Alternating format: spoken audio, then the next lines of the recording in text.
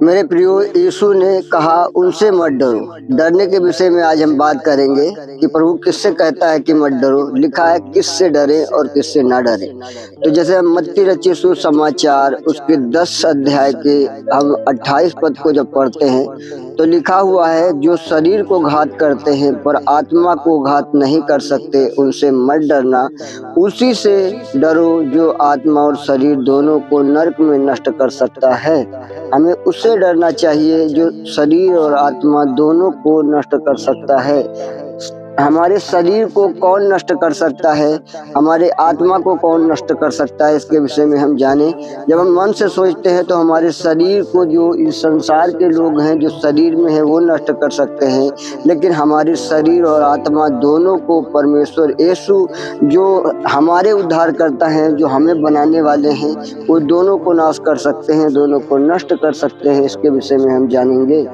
जब हम मत्ती 5:29 को पढ़ते हैं तो वहाँ पर इस प्रकार लिखा है, यदि तेरी दाहिनी आंख तुझे ठोकर खिलाए तो उसे निकाल कर फेंक दे, क्योंकि तेरे लिए यही भला है कि तेरे अंगों में से एक नष्ट हो जाए और तेरा सारा शरीर नरक में न डाला जाए। यदि हम अपनी आँख को, जो हमें ठोकर खिलाती है, हम उसे निकाल कर फेंक देने का मतलब यह नहीं है कि निकाल कर फेंक दें। हमें उसका मतलब ये है कि हम अपनी आँखों से ठोकर का कारण ना बने। यदि हमारी आँख हमें ठोकर खिलाती है तो हम परमेश्वर से विनती करें कि हमारी आँखों से बुरा हमारे अंदर ना आए, जिससे हमारा सारा शरीर नाश ना किया जाए। इसके विषय में जब हम देखते हैं तो परमेश्वर हमसे कहते हैं कि तेरा सारा शरीर जो है वो नरक में न डाला जाए, और तू उस शरीर के ठोकर के कारण अपने सारे शरीर को नरक में न जाने दे। यदि तेरी आंख तुझे ठोकर खिलाती है तो उसे निकाल कर फेंक देने का मतलब है कि अपनी आंखों से आप बुरा न देखें, अपनी आंखों से आप भला ही सोचें, अपनी आंखों से अपने अंदर आप बुरे बातों को जाने न दें। जैसे कि लिखा हुआ है, व्यभिचार के प्रति चेतावनी, तुम सुन चुके हो कि कहा गया था व्यभिचार न करना। यदि आप इस तरीके के कोई कार्य को करते हैं, पाप में फंसे हैं, तो इस पाप से आप बाहर निकल आए। प्रभु का वचन कहता है, यदि तेरी दाहिनी आंख तुझे ठोकर खिलाए तो उसे निकाल कर फेंक दे, ताकि तेरे लिए यही भला है कि तेरे अंगों में से एक नष्ट हो जाए और तेरा सारा शरीर नरक में ना डाला जाए। और जब मत्ती के 30 पद को हम पढ़ते तो लिखा है, यदि तेरा दाहिना हाथ तुझे ठोकर खिलाए तो उसको काट कर फेंक दे, क्योंकि तेरे लिए यही भला है कि तेरे अंगों में से एक नष्ट हो जाए और तेरा सारा शरीर नरक में न डाला जाए। मेरे प्रियो, इस तरीके से आप देखते हैं कि यदि आपका हाथ आपको ठोकर खिलाता है तो उसे काट के फेंक देने के विषय में है कि उसको अपने काबू में रखें और उससे कोई पाप ना हो, जिससे हमारा सारा शरीर एक अंग के कारण नरक में न डाला जाए। मत्ती रचित सुसमाचार 23 अध्याय उसके 15 पद में लिखा है, हे कपटी शास्त्रियों और फरीसियों, तुम पर हाय, तुम एक जन को अपने मत में लाने के लिए सारे जल और थल में फिरते हो, और जब वह मत में आ जाता है तो उसे अपने से दूना नरकीय बना देते हो। मेरे प्रियो, जब कोई व्यक्ति जो धार्मिकता का जीवन जी रहा है, जो कपटी नहीं है, उनको कपटी और फरीसी अपने मत में लाने के लिए तमाम प्रकार के जाल बिछाते हैं, और जब उनके मत में आ जाता है तो उसको वो नरकीय बना देते हैं। हमें इस विषय में सोच विचार करना चाहिए कि हमें दूसरों के भरमाने में, दूसरों के बोलने में, हमें उनके कहने के अनुसार उनके साथ उनके मत में नहीं आना है। और जब हम 33 पद को पढ़ते हैं तो लिखा है, हे सांपों, हे करेतों के बच्चों, तुम नरक के दंड से कैसे बचोगे। जो व्यक्ति अपने आप को नरक और सांपों के जैसे बनाता है, करेतों के जैसे बनाता है, वह नरक के दंड से किसी रीति से नहीं बचेगा। मेरे प्रियो, आप जान सकते हैं कि कैसे परमेश्वर आपको चेतावनी दे रहे हैं। हम लूका के 10 के 15 पद को पढ़ते हैं तो यहाँ पर लिखा है, और हे कफरनहूम, क्या तू स्वर्ग तक ऊंचा किया जाएगा? तू तो अधोलोक तक नीचा किया जाएगा। जो कफरनहूम में रहने वाले लोग हैं उनको परमेश्वर स्वर्गीय पिता जो प्रभु यीशु हैं वो चेतावनी देते हैं और कहते हैं, हे कफरनहूम, क्या तू स्वर्ग तक ऊंचा किया जाएगा? तू तो अधोलोक तक नीचा किया जाएगा। हम लूका 16:23 को जब देखते हैं तो यहाँ पे लिखा है, और अधोलोक में उसने पीड़ा में पड़े हुए अपनी आंखें उठाई और दूर से अब्राहम की गोद में लाजर को देखा। जो दुष्ट मनुष्य है, जिसने अपने जीवन में किसी से भी प्रेम नहीं किया, वह व्यक्ति जब मरता है तो अपने आप को अधोलोक में देखता है, पीड़ा में पड़े हुए देखता है और आंखें उठाकर देखता है। तो जो धर्मी व्यक्ति है वो अब्राहम की गोद में लाजर जो है वो दिखाई देता है और वह व्यक्ति विनती करता है, हे अब्राहम, इसको मेरे पास भेज दे ताकि अपनी अंगुली का सिरा गीला करके मेरे जीभ को ठंडा करे। इस प्रकार हम देखते हैं कि वह व्यक्ति अनंत दंड के योग्य ठहरता है। मत्ती 25:46 में लिखा है, और ये अनंत दंड भोगेंगे परंतु धर्मी अनंत जीवन में प्रवेश करेंगे।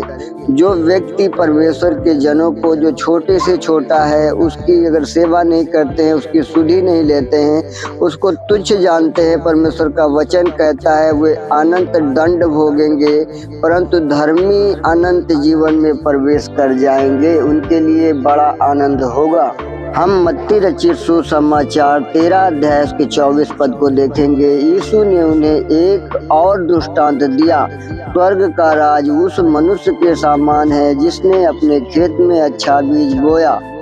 और जब हम मत्ती 30 को पढ़ते हैं तो लिखा है, कटनी तक दोनों को एक साथ बढ़ने दो, और कटनी के समय मैं काटने वालों से कहूँगा कि पहले जंगली दाने के पौधे बटोर कर जलाने के लिए उनके गट्ठे बांध लो और गेहूं को मेरे खत्ते में इकट्ठा करो। जब हम 36 को पढ़ते हैं तो लिखा है, तब वह भीड़ को छोड़कर घर में आया और उसके चेलों ने उसके पास आकर कहा, खेत के जंगली दाने का दृष्टांत हमें समझा दे। फिर जब हम 43 को पढ़ते हैं तो उसमें लिखा है, उस समय धर्मी अपने पिता के राज्य में सूर्य के समान चमकेंगे, जिनके कान हो वह सुन ले। फिर जब हम 47 को पढ़ते हैं तो उसमें लिखा है, फिर स्वर्ग का राज उस बड़े जाल के समान है जो समुद्र में डाला गया और हर प्रकार की मछलियों को समेट लाया। फिर जब हम 50 को पढ़ते हैं तो लिखा है, और उन्हें आग के कुंड में डालेंगे जहां रोना और दांत पीसना होगा।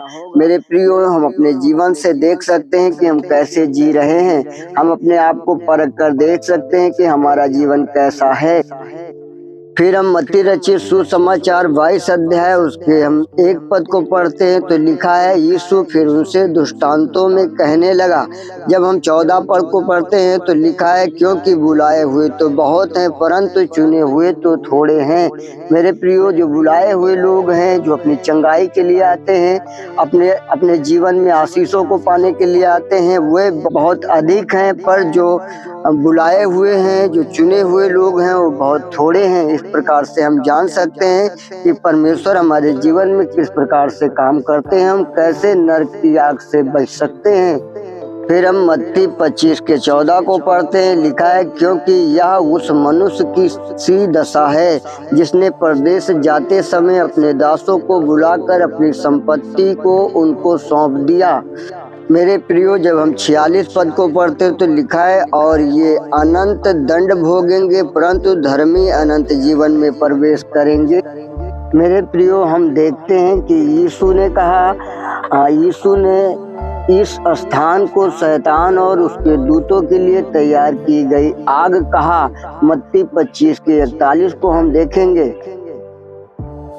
तब वह बाईं ओर वालों से कहेगा, हे शापित लोगों, मेरे सामने से उस अनंत आग में चले जाओ जो शैतान और उसके दूतों के लिए तैयार की गई है। मेरे प्रियो, हम देखते हैं नरक वह स्थान नहीं है, वह ऐसा स्थान है जहाँ लोगों को शैतान के द्वारा सताया जाता है। यह वह स्थान है जहाँ पर व्यक्ति सुरक्षित नहीं है, जहाँ पर उसे पीड़ा सहना पड़ता है, जहाँ पर उसे दंड दिया जाता है। मेरे प्रियो, जब हम मत्ती रचित सुसमाचार उसका 8 अध्याय और 12 पद को पढ़ते हैं तो यहाँ पर लिखा है, परंतु राज्य के संतान बाहर अंधकार में डाल दिए जाएंगे, वहाँ रोना और दांत पीसना होगा। तब यीशु ने सूबेदार से कहा, जा, जैसा तेरा विश्वास है वैसा ही तेरे लिए हो। और उसका सेवक उसी घड़ी चंगा हो गया। मेरे प्रियो, जब हम देखते हैं मत्ती रचित सुसमाचार 22 अध्याय उसके 13 पद को पढ़ते हैं तो लिखा है, तब राजा ने सेवकों से कहा, उसके हाथ पांव बांधकर उसे बाहर अंधियारे में डाल दो, वहाँ रोना और दांत पीसना होगा, क्योंकि बुलाए हुए तो बहुत हैं परंतु चुने हुए थोड़े हैं। मेरे प्रियो, जब हम 25 के 30 में देखते हैं तो लिखा है, और इस निकम्मे दास को बाहर के अंधियारे में डाल दो, जहां रोना और दांत पीसना होगा। मेरे प्रियो, जो परमेश्वर की इच्छा के अनुसार अपने जीवन को नहीं जीते हैं, प्रभु के कहे अनुसार अपने जीवन को नहीं करते हैं, नहीं काटते हैं, उन्हें अंधियारे में डाल दिया जाएगा, जहां पर रोना और दांत पीसना है।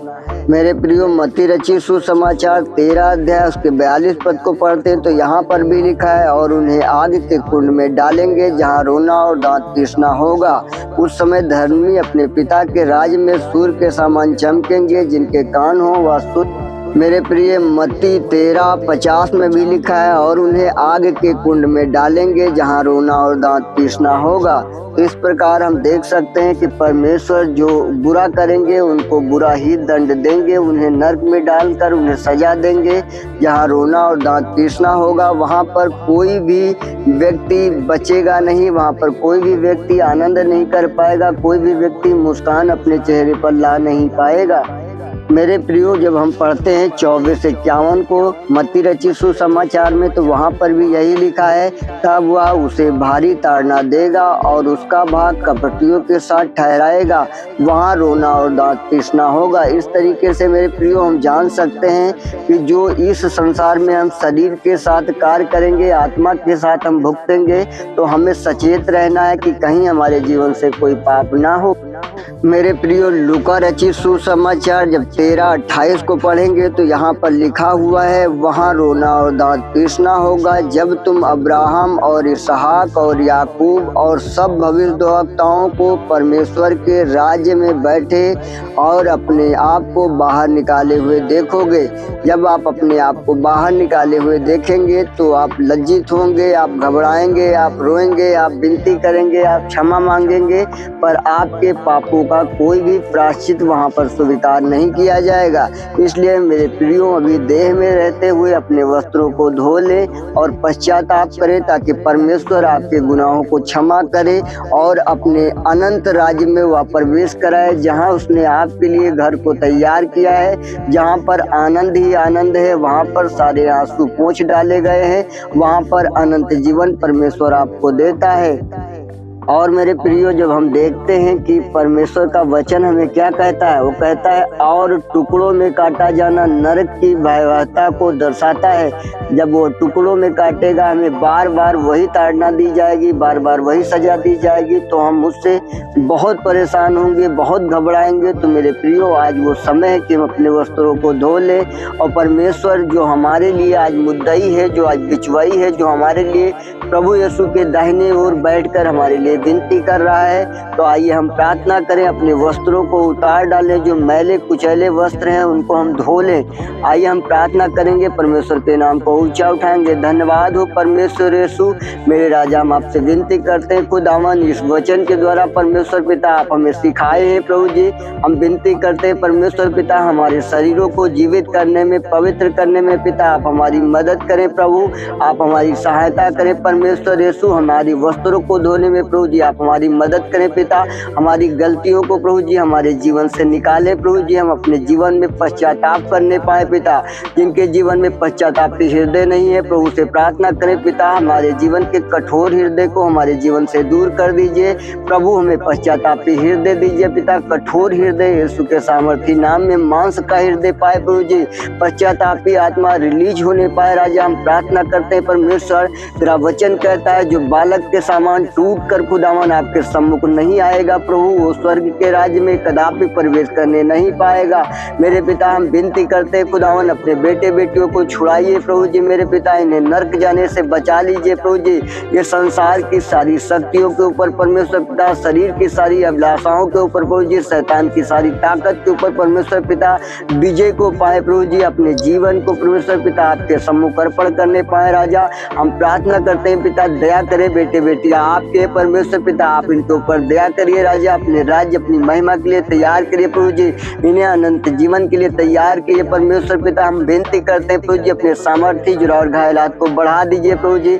अपने सामर्थ्य हाथ को बढ़ाकर टच करिए पिता। हर एक प्रकार की ढीठ और अंधकार की दुष्टता की हाकिमों को हम कमांड करते हैं परमेश्वर। ये प्रभु जी इनका जीवन आपका मंदिर है परमेश्वर यीशु, आप आइए पिता, आप इनके जीवन में चलिए फिरिए प्रभु जी। अपने जीवनों को प्रभु जी पवित्र करने पाए परमेश्वर यीशु। हम प्रार्थना करते हैं खुदावन तेरा वचन कहता है परमेश्वर पिता कि जैसा तुम्हारा बुलाने वाला पवित्र है वैसे तुम भी अपने सारे चाल चलन में पवित्र बनो। मेरे परमेश्वर पिता ये अपने सारे चाल चलन में पवित्र बनने पाए राजा। हम विनती करते हैं दया करें प्रभु जी। अपने सामर्थ्य जोर और घायल हाथ को बढ़ाकर टच करें पिता, इन्हें फ्री करें in the name Jesus Christ यीशु के सामर्थ्य नाम में। हम कमांड करते हैं हर प्रकार की दुर्बलता और अंधकार के हाकिमों को कमांड करते हुए डांटते हैं प्रभु जी। इनके शरीर प्रभु जी निर्मल और उज्जवल होने पाए यीशु के सामर्थ्य नाम में। मेरे पिता भोर का सूर्य इनके जीवन पर उदय होने पाए राजा। तेरे किरणों के द्वारा प्रभु जी चंगे हो परमेश्वर पिता, इनका आत्मविश्वास बढ़ने पाए मेरे प्रभु जी। अपने राज्य अपनी महिमा के लिए स्थिर करके स्थिरता के साथ उठाकर खड़ा करिए प्रभु। तेरा सामर्थ्य आत्मा खुदावन इन्हें छुड़ाए और आजाद करे यीशु मसीह नासरी के अधिकार नाम में। इनके जीवन के ऊपर हम आपके सामर्थ्य को रिलीज करते हुए खुदावन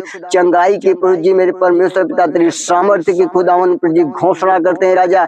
टच करिए पिता और छुड़ा लीजिए प्रभु। आपके बेटे बेटियां आपके राज्य के लिए तैयार होने पाए यीशु मसीह नासरी के अधिकार नाम में। दुष्टता और अंधकार के हाकिम को हम घुड़कते हैं प्रभु जी। मेरे पिता इनके जीवन आशीषित हो, इनके बच्चे आशीषित हो, इनके बिजनेस आशीषित हो, इनके कार आशीषित हो प्रभु जी। जहाँ पर ये हाथ लगाए पिता वो सफल होने पाए प्रभु जी। मेरे पिता ये अपनी समझ का सहारा ना ले खुदावन, संपूर्ण मन से आप पर विश्वास करते हुए प्रभु जी आपके साथ चलते हुए आपके नाम को धन्य कहने वाले होने पाए राजा। धन्यवाद प्रभु, हमारे मध्य में हमारी प्रार्थना को सुने हैं, उत्तर दे दिए प्रभु। हम आपका धन्यवाद देते हैं।